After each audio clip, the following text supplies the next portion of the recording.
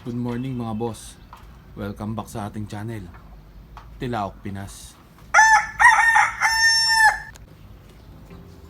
Today is March 4, 2025. Joke lang po. May 4, 2025. Pasensya na po sa last video natin nung Labor Day.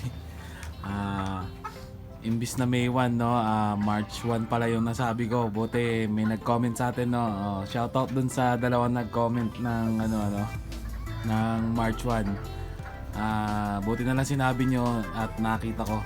Nireview ko yung video, nakita ko na March 1 nga pala talaga yung nasabi ko. Ay ko! Tinaka pa ako nito. So, yun po, no, sa episode na to. May tatanungin tayong kasagutan mula kay Adam Andres. Hindi ko alam kung tagasan siya. Bagong subscriber natin sa YouTube. Nag-message sa atin sa Facebook. So, ito, no, basahin muna natin yung kanyang message. So, ito na po, no, babasahin natin yung kanyang message, no. Check ko lang kung nasan, no. Ito, mula kay Adam Andres. Hello po Lods, bagong subscriber nyo po ako sa YouTube. Napanood ko po yung mga video nyo. Tatanong ko lang po sana kung pwede po makahingi ng payo about sa patoka. Medyo nalilito po kasi ako sa wet feeding and dry feeding. Kailan po ba ginagamit yung mga yon? Pasensya na po kayo, nakakahiyaman po, newbie lang po kasi ako. As na din po kung may available po kayo kahit sisiw. Salamat po. So, ayun po, no, yun yung katanungan ni Boss Adam, no. Una sa lahat, Boss Adam, huwag ka mahihiyang magtanong. Lahat naman po tayo naging baguhan, no, sa pagmamanok. At pangalawa, dun sa tinatanong mo kung may available tayong sisiw, meron naman po, kaya lang hindi ko pa po sure, no, kasi inoobserbahan pa natin ito yung mga inbreeding natin, no. Meron tayong available na 5 sisiw na lalaki. Sa ngayon di pa tayo nakapag-decide kung i-out ba natin or no-observe pa kasi natin yung nila yung paglaki nila. At isa pa, may tinetesting din tayo, no. Dito yung mga bagong patoka. Dahil dun sa dalawang ito, pakita ko sa inyo. Pakita ko sa iyo, boss. Dalawang natin, baby stag. Ang ginamit natin diyan is yung stag developer na 1 to 4 tsaka yung 4 plus, no. And then dito naman po, sinusubukan natin yung Integra, no. Para malaman natin kung ano yung magiging resulta, kung ano yung magiging pagkakaiba nila, no. Since magkakamag-anak naman sila, isa lang yung bloodline. I-check lang natin. So, yun, no, balik tayo dun sa tanong mo about sa wet feeding and dry feeding, no. Ganito kasi yan, Boss Adam, no. Sa pagkapisa nila since day 1 hanggang month old kagaya nito, okay pa sa kanila yung yung dry feeding, no, yung baby stag, yung maliliit, yung patoka ng sisiw. So, sa day old hanggang 1 month old, kayang-kaya nilang kumbaga lunukin. Pagdating kasi ng 1 month old, dumalakas na yung pagkain nila. So, ang nangyayari, medyo nabubulunan na sila dun sa dry, no? Masyado ng dry dun para sa lalamunan nila. So, ang nangyayari, hindi nila nakakain ng maayos yung patoka nila dahil nga masyadong dry. So, kaya tayo nagbibigay ng wet feeding pagdating ng 1 month old para hindi masyadong dry yung patoka na da-digest nila or mabilis nilang nalulunok, no. Mapapansin mo naman yun sa mga sisiw, pagka dry yung mo, lalo na pag nag 1 month old, mapapansin mo yun. So, obserbahan mo lang kahit kahit testingin mo yan, bigyan mo ng tig-isa, no, isang dry feeding tsaka isang wet feeding. Ang pipiliin nila dyan for sure yung wet feeding, ang pipiliin nila dyan. So, yun yung yung reason behind kung bakit wine-wet feeding natin sila pagdating ng 1 month old. So, ayun yun, yun yung unang step natin, no. So, ngayon, dumating na tayo pagdating sa 1 month old. Hanggang kailan ba yung wet feeding ang tanong? Bali yung wet feeding sa akin na dito sa manukan ko, ginagamit ko yon hanggang 2 months. Or pag nakikita ko nang hindi na nila nauubos, kumbaga hindi na sila malakas kumain, may natitira na dun sa patuka nila. Kasi usually ang mga sisiw na yan, from 1 month old hanggang 2 or hanggang 3 months, malalakas kumain yan. Talagang ubos lahat nung binibigay mong pagkain. Pero pagdating niya ng mga 3 lagpas 3 months, doon na sila magi-start magtira. Doon na sila magi-start magtira ng pagkain, ano. Mapapansin mo 'yun pagka nagbibigay ka ng patoka, may natitira na sila. And then kasi doon rin tayo nag-switch eh. Halimbawa, yung patoka ko, yung 1 to 4 na crumble, from ano yun, from 1 month old hanggang 3 months. Pero 3 months nag-start na ako magbigay nung malalaking pellet, yung 4 plus, hinahaluan ko na. So doon mo makikita, no, doon ka na mag-switch ng dry feeding pagka nagtitira na sila ng patoka.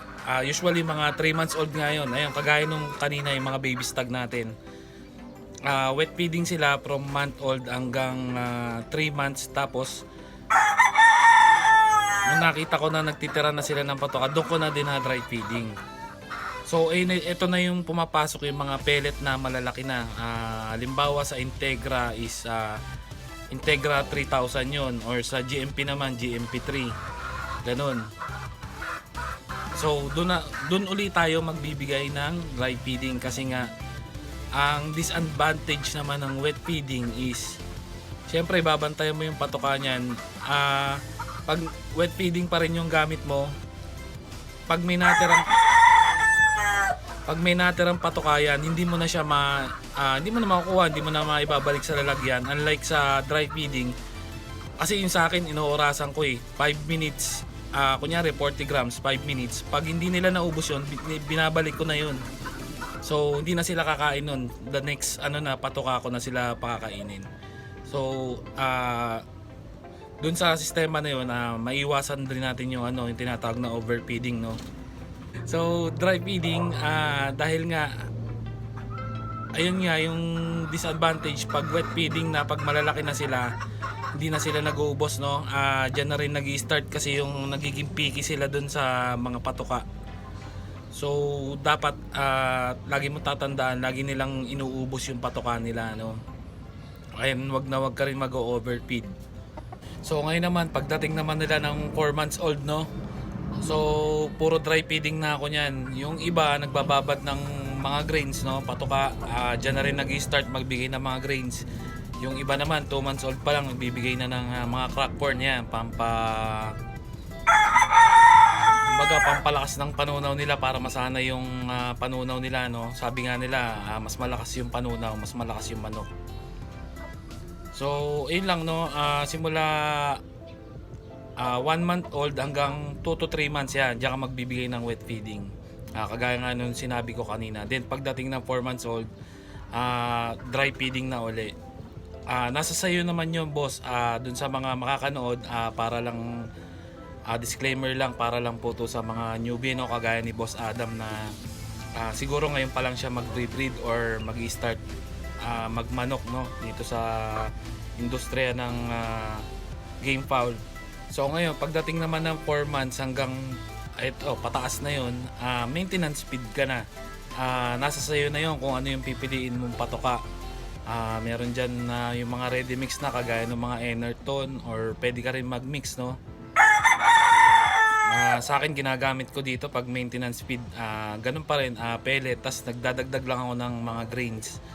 So marami naman video sa YouTube, sa internet, marami ka namang mapapanood dyan na kung paano magtimpla ng mga pang maintenance feed, no. Depende na sa iyo yun kung ano yung pipiliin mo or kung saan kahiyang. Kagaya nito, ito 4 months, magpo 4 months old pala, bukas 4 months old na sila. So ang patoka ko dito, pellet pa din, no, pero naghahalo na ako ng konting grains. So para na-improve na rin yung panunaw nila, no. And then yun naman talaga yung ginagawa pagka gantong edad na hanggang pataas, maintenance feed na yan. Kumbaga, patoka ka lang sa umaga, And then sa hapon, patuka ka lang din. Sa patuka naman, dapat may interval yung time mo, no? Kunyari, halimbawa, nagpatuka ka na ng 6 AM o sabihin na natin mga 4 PM, yun, pwede kang magpatuka. Kung 7 AM ka naman nagpatuka, 5 PM ka naman magpatuka sa hapon, ganun lang. So, ayun lang yung mabibigay kong payo sa'yo, no, about sa patuka, kasi hindi rin naman tayo ganun ka-expert pagdating sa patuka dahil baguhan lang din tayo sa pagmamanok. So sana nakatulong sa itong video na to, ano, at kaya ko rin ginawa to dahil mostly sa mga followers natin tsaka sa mga subscriber, mga newbie rin, no. Meron din naman mga veterano na nanonood. Ayan yung mga silent viewers lang, no. So ayun lang, sana hindi magulo yung pagkakasabi ko, no. Medyo nalilito rin tayo. Sana naintindihan mo ng maayos. Kung may additional na katanungan ka naman, i-comment mo lang sa baba. Huwag kang mahihiya kasi lahat naman tayo dito nag-start as a newbie, no. Wala naman nag-start na magaling na kaagad. So yun lang, Boss Adam, para sa itong video na to, and then para dun sa mga newbie. And then i-add ko na lang din, no, regarding sa B-complex. Nag-i-start ako magbigay ng B-complex, 3 months old sila, 0.3 every 15 days yun. Pagdating naman doon sa Purga Paligo Turok, meron tayong video noon, Boss Adam, pwede mo rin mapanood dito sa ating channel. Yan, flash ko na lang sa screen kung nasan yun. Hanapin mo na lang dito sa mga video ko, no. Meron tayong video na step by step kung paano natin ginagawa yung Purga Paligo Turok. Yan, ayun yung 4 months old ko. Mag 4 months bukas. Ayos naman yung ginawa nating sistema, no. Magaganda naman yung katawan nila. Yung sukat nila ayos din naman. Pero hanggang ano yan, ano, hanggang 6 months, hanggang 7 months, magbibigay tayo ng ano diyan, ng tamang pagkain. And then regarding sa vitamins, na nasa sayo na rin yun kung ano yung pipiliin ng vitamins. Pero may advice ko lang sa iyo, huwag kang sosobra, no. Lahat ng sobra, lalo na yung mga vitamins na anong tawag dito, yung mga vitamins na nabibili, no, sa mga poultry supply, pag nasobrahan ka talaga dyan, medyo masama yan sa ating mga alaga. So yun, no, balik naman tayo dito kay 5K Sweater. Nga pala, may bagong ano to, may bagong long quiz to na naka-upload na sa ating Facebook sa Reels, dahil bawal dito, no. Improving siya, lumalakas na yung ano niya, yung power niya. So kung gusto niyo mapanood yung Reels ko, ito yung Facebook account ko dun sa mga bago, no. Dun sa mga dati na, alam naman na nila yon.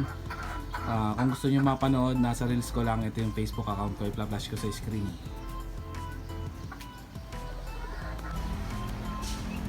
And bago natin tapusin tong video na to, wag mo rin kalimutang maghilamos or regular na basahin yung kanilang balahibo, no? And then ilipat-lipat mo rin sila kung nakakulong lang sila sa isang maliit na kulungan. Ayan, kagaya niyang ginagawa ko.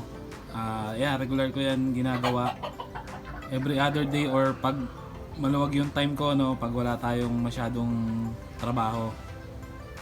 Ayan yung ginagawa natin, nililipat-lipat natin sila, din hinihilamusan, ayan, binabasaan na natin yung balahibo. Ayan. Sa ganyang paraan, nare-relax sila, no, mas gumaganda yung kalusugan nila. So ayun, hanggang dito na lang yung video natin. Sana nakatulong to sa mga newbie. Muli, ito po si Talaok Pinas, nagsasabing Tok Tok Tilaok, sabi ng manok.